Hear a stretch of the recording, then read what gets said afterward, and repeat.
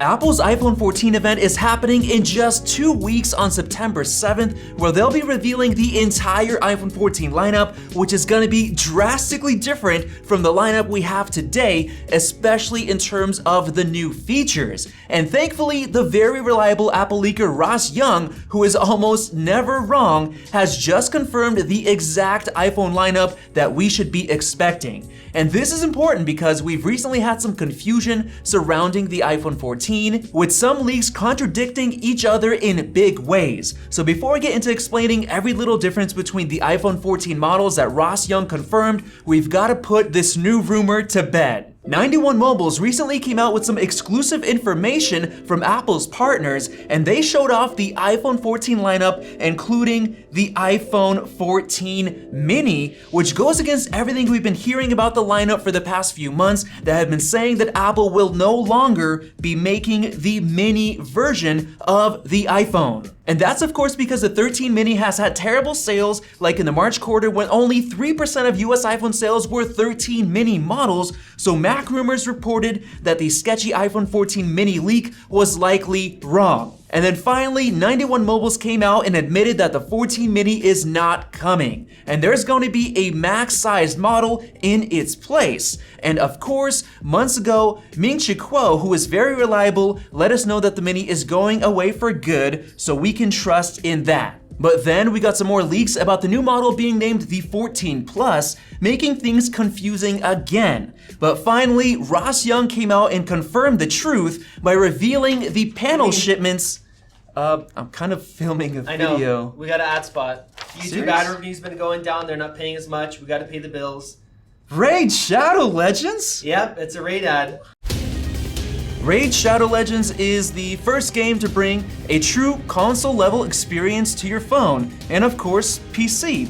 With hundreds of equipable artifacts and over 600 champions, you can choose to dominate the Doom Tower, dungeons, and all of the bosses, including the Hydra clan boss. And this month, Raid's got a bunch of special events and activities like Forge Pass Season 3, with rewards like a limited edition artifact set, champions like the Ultimate Death Knight, who's now a legendary champion, and awesome skins for the incredible Madame Ceres. So this is the best time to get started with Raid today, and if you click my link in the description or scan the QR code, you'll get unique bonuses worth $30, including Vergis, a free epic champion, so click that link and I'll see you in the game. Alright, back to the video. Ross Young revealed the panel shipments to his $5 a month super followers, which I am, so thankfully he gave me permission to share one exclusive tweet with you guys.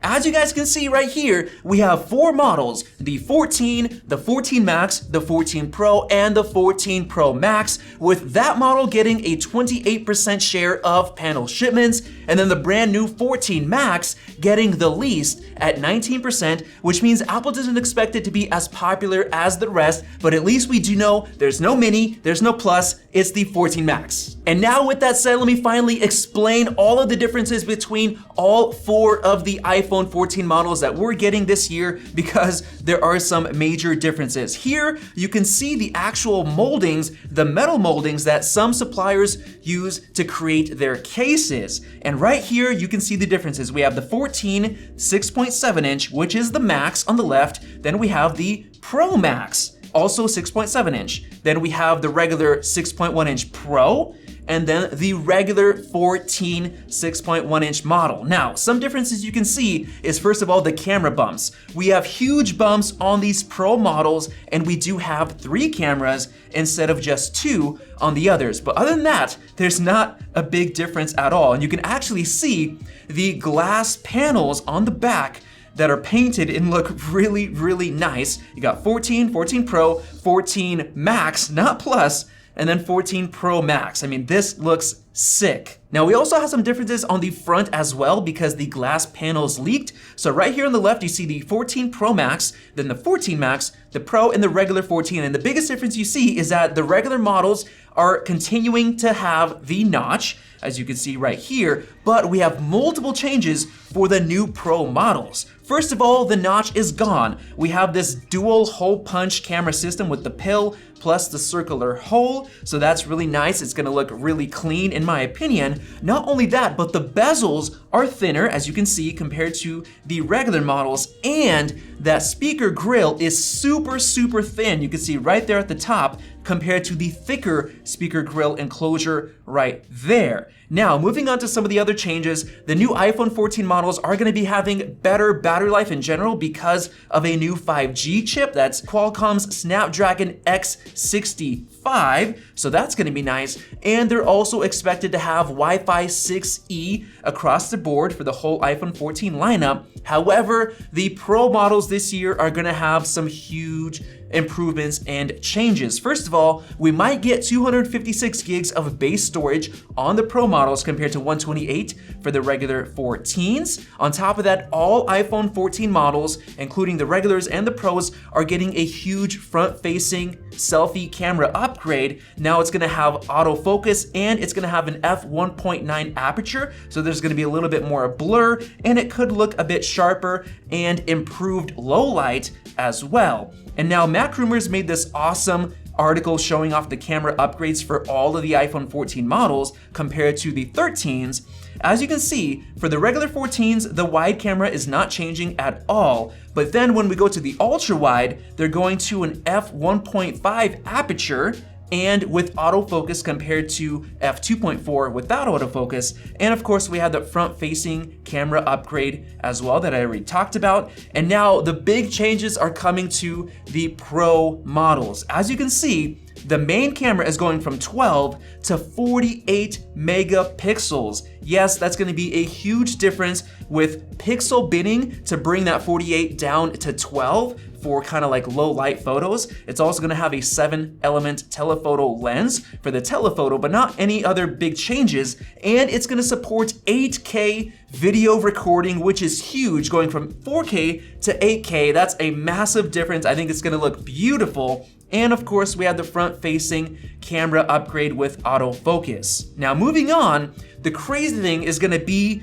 the camera bump. As you can see, somebody got the dummy model, and look at that crazy 14 Pro Max camera bump. It is massive compared to the current one, which people already think is huge. And that's because Apple has to make the actual lens glass longer and bigger to accommodate the bigger sensor that's required for that 8K video with the 48 megapixels. So that is absolutely insane. Now, Shrimp Apple Pro also shared some of the 14 Pro Max CADs, and as you can see, you see the super thin speaker enclosure, which is actually around 3 times slimmer than the current one. You see the dual hole punch, looks really nice. You see it from the sides. This was actually the CAD that confirmed that we're not getting the flat back.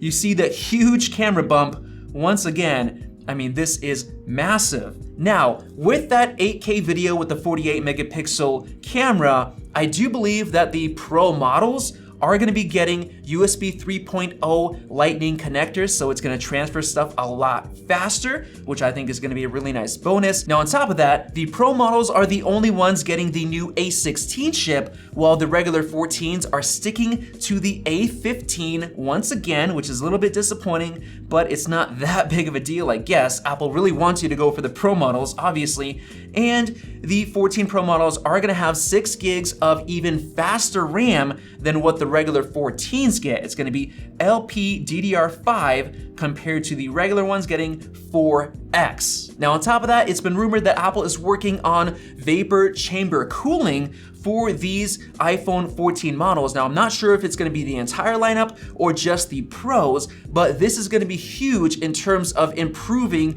the performance without Apple even having to make that big of changes for the A16 chip. Now on top of that, the display differences are huge, with the Pro models getting 120Hz ProMotion, which is super fluid, and according to rumors, the regular 14s are not getting ProMotion at all. And even better, this year's ProMotion will be upgraded, and it's gonna go down to 1 Hz refresh rate, which is gonna allow Apple to basically enable the new always on display feature, which is huge. And that again is only coming to the Pro models. And now because of all those changes going to the Pro models this year, we are expected to get a $100 price increase for the Pro and Pro Max compared to last year, while the iPhone 14 stays the same at likely $800, and then the 14 Max should be around $900, which I actually predicted back in December of last year. You can see $799 for the 14,